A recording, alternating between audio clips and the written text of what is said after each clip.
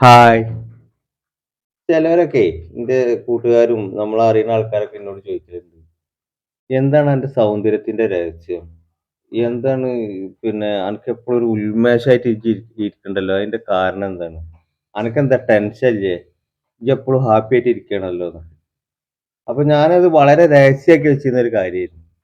അപ്പൊ ഇന്ന് ഞാനതൊന്ന് നിങ്ങളുടെ മുന്നിലൊന്ന് കാണിച്ചു തന്നിട്ടേ, ഒന്ന് അതെന്താണ് അതിന്റെ രഹസ്യം എന്നുള്ളത് ഞാനത് പബ്ലിക് ആക്കാൻ പോകും.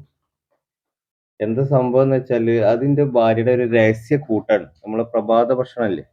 രാവിലത്തെ ഭക്ഷണം നമുക്കത് ഉണ്ടാക്കി തരുന്നത്. നിങ്ങൾക്കൊക്കെ ആ ഭാഗ്യം കിട്ടിക്കണോന്ന് എനിക്കറിയില്ല. ഇക്കതൊരു പ്രത്യേക ഒരു ഭാഗ്യം കിട്ടി. നല്ലൊരു കൈപ്പുണ്യമുള്ള ഒരു ഭാര്യനെ കിട്ടി. അപ്പൊ അത് ഞാന് നിങ്ങൾക്ക് കാണിച്ചു തരാം.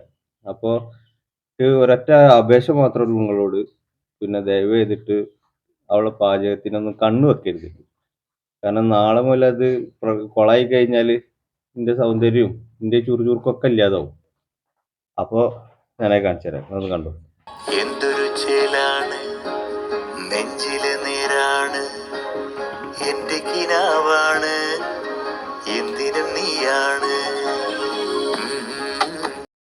അപ്പോ കണ്ടില്ലേ?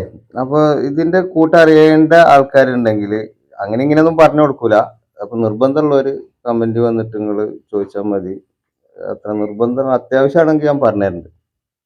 കണ്ടില്ലേ? പിന്നെ ഇത് ചിലപ്പോ ഒരു ബുദ്ധിമുട്ടുണ്ടാവും. നമ്മളെ ഈ ചങ്കില്ലേ? ചങ്കിലൊക്കെ കുറച്ച് മുറിയൊക്കെ ആവും. അപ്പൊ എന്നാലും നമ്മള് സൗന്ദര്യത്തിന് വേണ്ടിയിട്ടല്ലേ?